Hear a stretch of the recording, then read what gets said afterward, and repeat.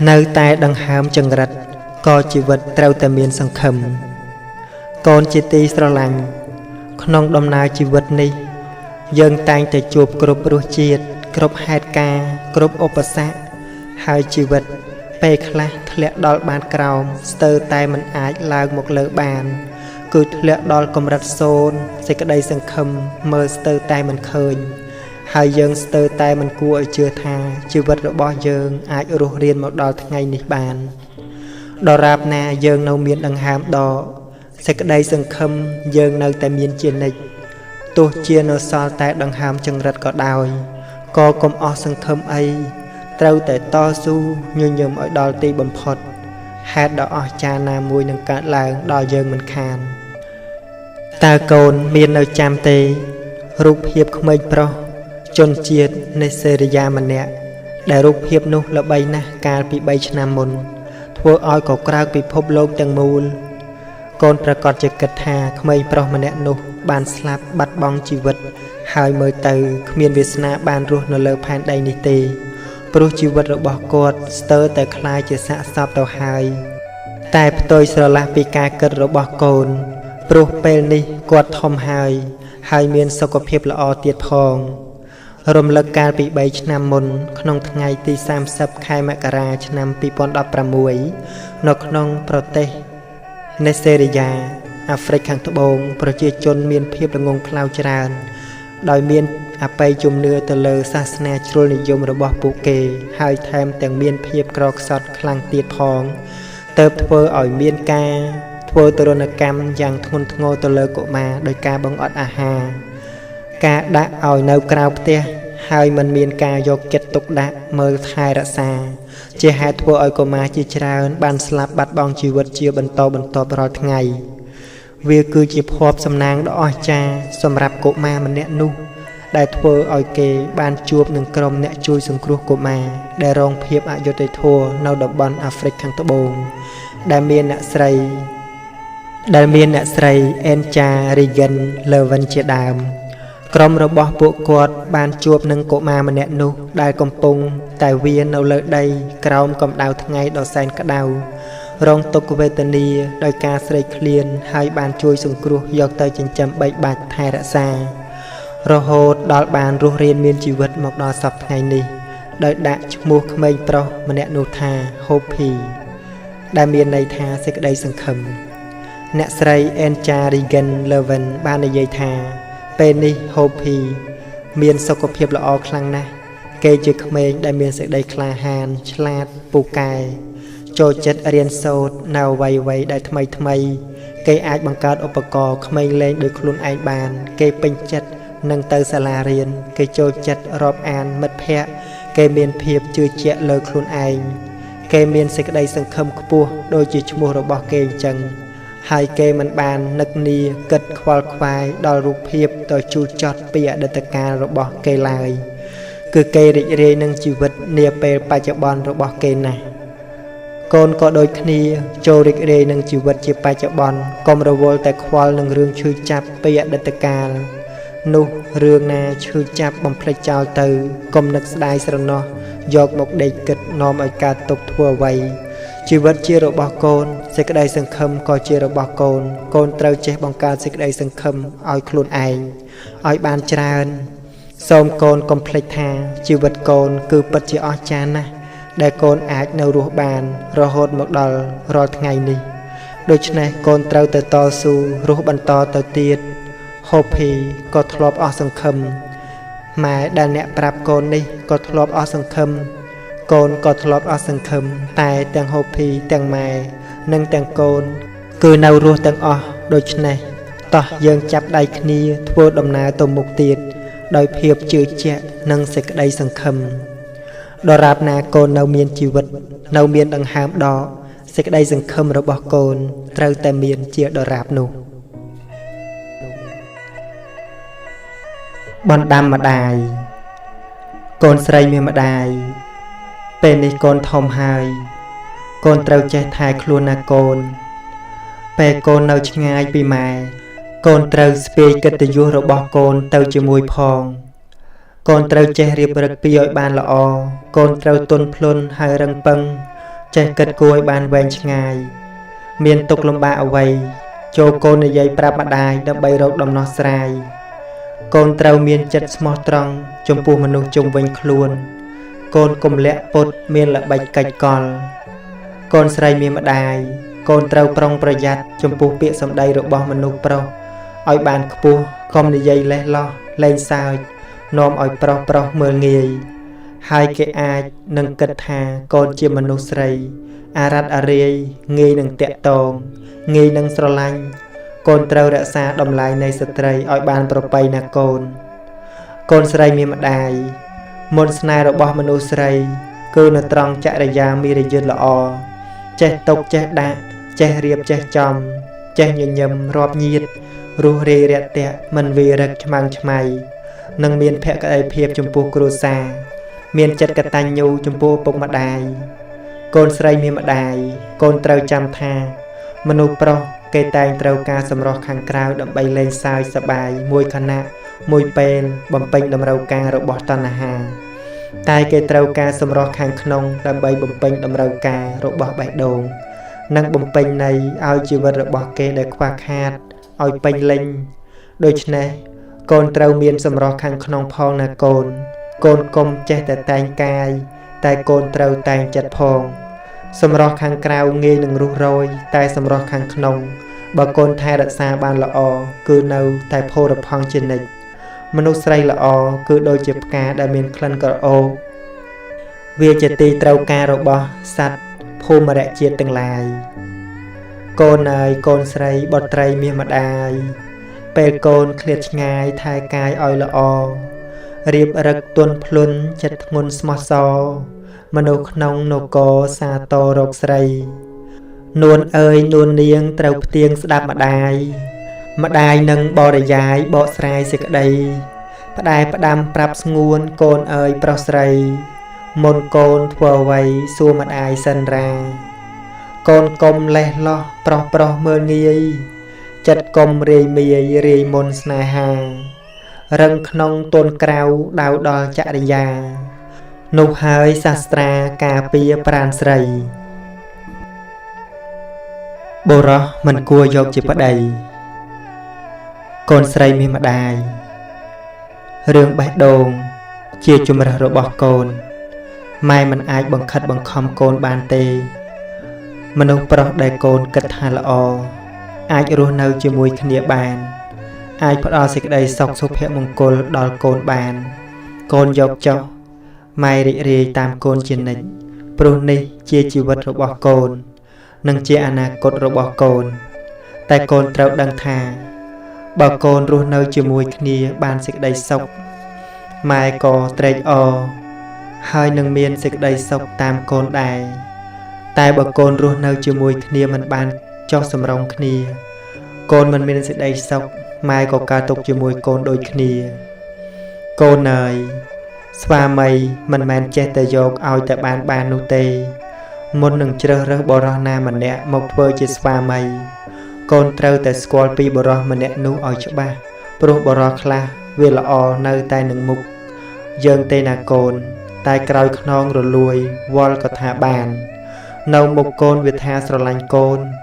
ស្មោះកូនតែនៅមុខស្រីដតីក៏ថាស្រឡាញ់និងស្មោះស្រីនោះដូចគ្នាបើកូនយកប៉ះបុរសដែលដើរតួជាឪពុកស្រឡាញ់កូនស្រីដើរតួជាបងប្រុសស្រឡាញ់ប្អូនស្រីនោះជីវិតកូនពិតជាមានសំណាងណាស់ដែលបានស្វាមីល្អបែបនេះតែបើកូនយកប៉ះបុរសដែលដើរតួជាចោរជាឃាតករចាំតែលួចលាក់ផាត់ក្បត់ចាំតែធ្វើបាបទាំងផ្លូវកាយទាំងផ្លូវចិត្តនោះជីវិតកូនមិនខុសពីធ្លាក់នរកទាំងរស់ឡើយដើម្បីកុំឲ្យកូនមានការស្ដាយក្រោយដែលជ្រើសរើសមនុស្សប្រុសខុសនិងដើម្បីកុំឲ្យកូនខូចចិត្តជាខាងក្រោយម៉ែសូមបរិយាយប្រាប់កូនខ្លះពីមនុស្សប្រុសដែលកូនមិនគួរយកជាប្តីដូចតទៅមនុស្សប្រុសប្រមឹកចូលចិត្តផឹកស៊ីគ្មានឈប់ឈរស្រវឹងរាល់ថ្ងៃយកស្រាជាត្រីមុខផឹកស្រវឹងចូលចិត្តបង្ករឿងឆ្លោះទាស់តែងពេលដំច្រំធាក់គ្នានិងមនុស្សប្រុសដែលជួអាភៀនញៀនថ្នាំម៉ា កូនកុំយកកាយាចិត្តគៀកក្បែរឲ្យសោះណាកូនមនុស្សប្រុសចូលចិត្តដើរលេងយប់ចូលក្លឹបកំសាន្តរាំច្រៀងក្រវីក្រវត្តចូលខារ៉ាអូខេស្រីញីអូនបងសាសងត្រកង3កូនស្រីមានម្ដាយកុំប្រាថ្នាយកជាប្តីអីណាមនុស្សប្រុសញៀនលបែងស៊ីសងចូលកាស៊ីណូចាក់សេះចាក់បាល់និងលបែងភ្នាល់ផ្សេងបរោះបែបនេះបើកូនយកមកវិនិច្ឆ័យខ្ទេចខ្ទីគ្មានសល់អីទេហើយមួយទៀតមនុស្សប្រុសដែលជក់នឹងលេងហ្គេមអត់ដេកអត់ពួនកូនក៏កុំយកខ្លួនបៀតដែរព្រោះមនុស្សប្រុសបែបនេះគ្មានកំណើតទេណាកូនមនុស្សប្រុសដែលចូលចិត្តដើរសម្ញែងរឹកហឺហាហឹកហាក់ចាយលុយខ្ជះខ្ជាយចូលចិត្តដើររាយមន្តស្នេហ៍ដាក់មនុស្សស្រីគ្មានរើសមុខសង្សារដូរគ្រប់ម៉ូតដូរសង្សារដូចដូរខោអាវកូនត្រូវកិច្ចឲ្យឆ្ងាយមនុស្សប្រុសចូលចិត្តសែបគប់មិត្តភ័ក្តិអាក្រក់មិត្តពីលមិត្តបបួលតែផឹកស៊ីមិត្តដែលចូលចិត្តតែលេងល្បែងអាវ៉ាសែ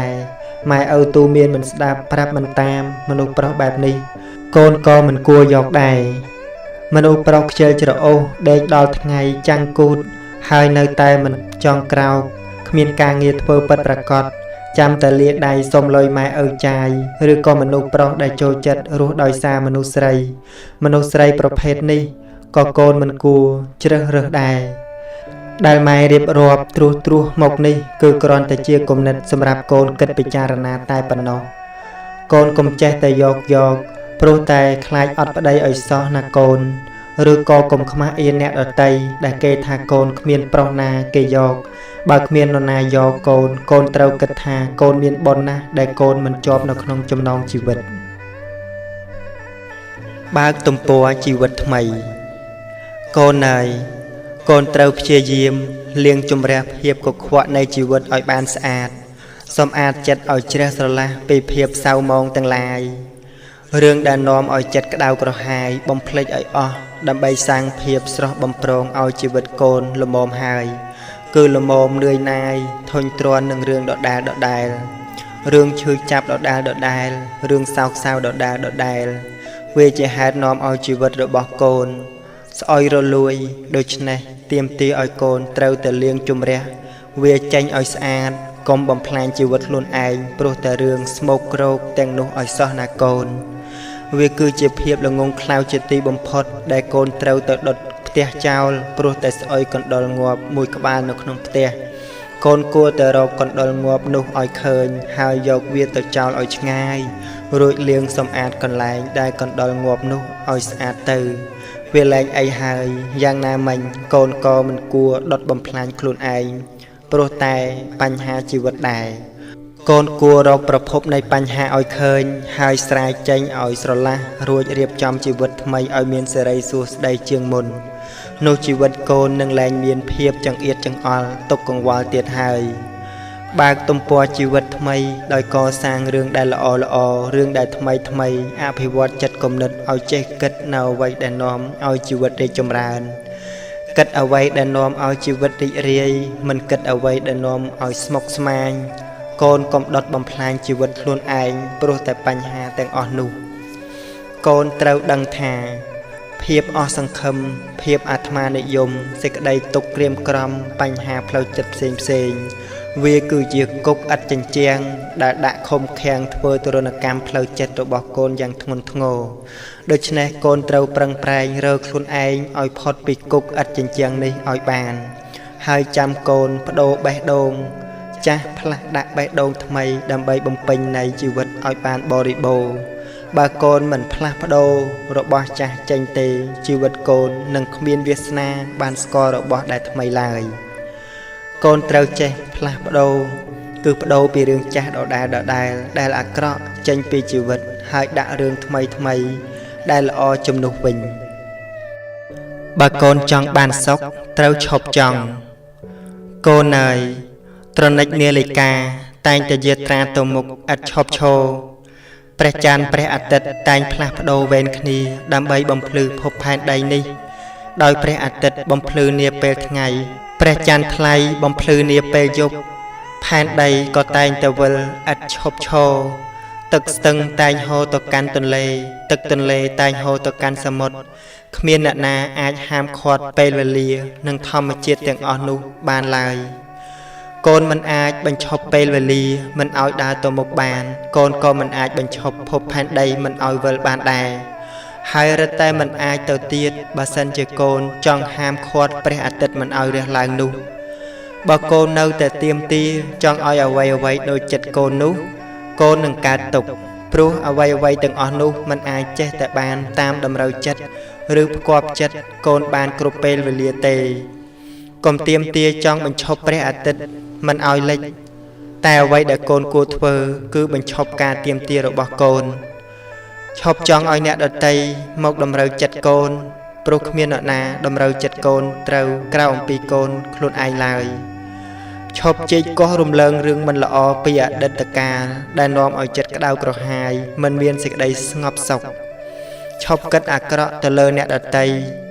ព្រោះតែសេចក្តីច្រណែនឈ្នានីសរបស់ខ្លួនឯងឈប់ជិះជាន់កេងប្រវ័ញ្ចអ្នកដទៃព្រោះតែដើម្បីប្រយោជន៍ខ្លួនឯងនិងឈប់បន្ថោកតម្លៃអ្នកដទៃព្រោះដើម្បីដំឡើងតម្លៃខ្លួនឯងឈប់ហួងហែងហួសហេតុពេកព្រោះវានាំឲ្យចិត្តកូនគ្មានសេចក្តីសុខឈប់ដុតចិត្តខ្លួនឯងដោយភ្លើងគំនុំគុំគួនឈប់ចងអាឃាតព្យាបាទទៅលើអ្នកដទៃនិងឈប់ធ្វើអ្វីៗតាមតែទំនឹងចិត្តខ្លួនឯងមុននឹងធ្វើអ្វីៗត្រូវគិតឲ្យបានល្អិតល្អន់និយាយរួមគឺឈប់ធ្វើអាក្រក់ឈប់និយាយអាក្រក់ឈប់គិតអាក្រក់នេះជាអ្វីដែលកូនត្រូវបញ្ឈប់កាត់បន្ថយការចង់ឥតឈប់ឈរឈ្មោះថាកាត់បន្ថយការខកចិត្តបើកូនចង់សុខកូនត្រូវបិទទ្វារកូនអើយកម្មបានតាក់តែងសត្វលោកឲ្យកើតមកមានភ្នែកសម្រាប់មើលមានត្រចៀកសម្រាប់ស្ដាប់មានមាត់សម្រាប់និយាយក៏ពិតមែនហើយតែមនុស្សច្រើនណាស់ដែលមិនចេះប្រើប្រាស់របស់ទាំងអស់នោះឲ្យមានប្រយោជន៍កើតទុកមិនសុខចិត្តអត់មានសេចក្តីសុខក៏ដោយសារតែត្រចៀកនិងមាត់នោះដែរដូច្នេះបើកូនចង់បានសេចក្តីសុខហើយស្ងប់កូនត្រូវតែបិទទ្វារដើម្បីអប់រំបន្ទំទូមានចិត្តទប់ស្កាត់អារម្មណ៍ផ្សេងដែលវាចូលមកតាមទ្វារទាំងឡាយនោះបិទទ្វារក្នុងទីនេះគឺបិទទ្វារបាបអកុសលបិទទ្វារភ្នែកកុំឲ្យខ្វាយខ្វល់ព្រោះតែឃើញរូបដែលមិនល្អបិទទ្វារត្រចៀកកុំឲ្យកើតទុក្ខព្រោះតែស្ដាប់ឮសំឡេងដែលមិនពិរោះត្រូវបិទទ្វារមាត់កុំឲ្យចេះតែនិយាយពបាច់ពប៉ោចអត់ប្រយោជន៍ឬនិយាយគ្មានដែនកំណត់កូនត្រូវអប់រំភ្នែកអប់រំត្រចៀកអប់រំមាត់កុំឲ្យចេះតែមើលកុំឲ្យចេះតែស្ដាប់និងកុំឲ្យចេះតែនិយាយមាត់របស់កូនត្រូវនិយាយដោយមេត្តាភ្នែករបស់កូនត្រូវតែមើលដោយការពិចារណាត្រចៀករបស់កូនត្រូវស្ដាប់ដោយការគិតបើកូនបិទទ្វារបានល្អហើយសេចក្តីខ្វល់ខ្វាយរមែងមិនមានដល់កូននោះកូននឹងបានសេចក្តីសុខស្ងប់យ៉ាងពិតប្រាកដសង្រួមកាយសង្រួមវាចាសង្រួមចិត្តដើម្បីបិទទ្វារបាបសូមអនុមោទនាបើថ្ងៃមួយគ្មានម៉ែកូនអើយមនុស្សដែលយើងស្រឡាញ់គេចាប់ផ្ដើមចាក់ចេញចោលយើងម្ដងម្នាក់បណ្ដាហើយអ្នកខ្លះទៅបានលាតែអ្នកខ្លះទៅដោយមិនបានលាសូម្បីតែមួយម៉ាត់ចេញទៅហើយក៏ស្ងាត់បាត់ដំណឹងសូនឈឹងមិនដឹងជាទៅដល់ទីណាឡើយទាំងអ្នកទៅមុនទាំងអ្នកទៅក្រោយហើយមិនយូរមិនឆាប់ម៉ែប្រកាសជាចាក់ចេញចោលកូនដូចគ្នាព្រោះជីវិតយើងមិនអាចរស់នៅជាមួយគ្នារហូតបានទេគង់មានថ្ងៃមួយដែលយើងចែកផ្លូវគ្នាដើររៀងខ្លួនពេលអត់ពីម៉ែទៅកូនត្រូវរៀនរស់ឲ្យបានល្អធ្វើចិត្តឲ្យរឹងមាំមើងម៉ាត់ក្លាហានត្រូវកសាងខ្លួនឲ្យមានតម្លៃដល់សង្គមជាតិប្រឹងរក្សាមារយាទឲ្យបានប្រពៃថ្លៃថ្លាមានស្មារតីគ្រប់ពេលក្នុងការដើរទៅលើវិថីជីវិតរបស់កូនកូនត្រូវចេះអត់ធន់កុំទន់ជ្រាយអ្នកដទៃគេអាចមើលងាយកូនបានតែដាច់ខាតកូនកុំមើលងាយខ្លួនឯងឲ្យសោះកូនត្រូវតែជាមនុស្សល្អដែលស្មោះសរនឹងខ្លួនឯងនិងអ្នកដទៃដែលរស់នៅជុំវិញខ្លួនកូនបើថ្ងៃមួយគ្មានម៉ែ នៅក្បែរមើលថែកូនកូនត្រូវចេះមើលថែខ្លួនឯងស្រឡាញ់ខ្លួនឯងឲ្យបានច្រើន កុំយកខ្លួនទៅប្រឡូកប្រឡាក់ជាមួយនឹងគ្រឿងញៀនអាភៀនយ៉ាម៉ាសូរ៉ាមេរ៉ៃដែលជាគ្រឿងចង្រៃនៅក្នុងសង្គមកុំខឹងឆេវឆាវច្រឡោតតោតតងត្រូវចេះទប់ចិត្តទប់អារម្មណ៍កុំយល់តែចិត្តខ្លួនឯងត្រូវយល់ចិត្តអ្នកដទៃផងពេលម៉ែចាក់ចេញទៅកូនត្រូវចេះស្រឡាញ់ប្អូនស្រឡាញ់បងកុំឆ្លោះតោះតែងគ្នាត្រូវសាមគ្គីគ្នាមានអ្វីត្រូវចេះជួយគ្នាទៅវិញទៅមកអ្វីដែលសំខាន់គឺកូនត្រូវមានទីពឹងសម្រាប់ខ្លួនឯងព្រោះកូនមិនអាចពឹងម៉ែរហូតបានឡើយជាចុងក្រោយម៉ែចង់ឲ្យកូនជាកូនល្អជាបងប្អូនល្អជាសិស្សល្អជាគ្រូល្អជាអ្នកដឹកនាំល្អជាប្រជាពលរដ្ឋល្អនិយាយរួមម៉ែចង់ឲ្យកូនជាមនុស្សល្អគ្រប់រូបភាពទាំងអស់ណាកូនពេលអត់ពីម៉ែកូនត្រូវថែខ្លួនផងរក្សាកាយចិត្តកុំឲ្យសៅហ្មង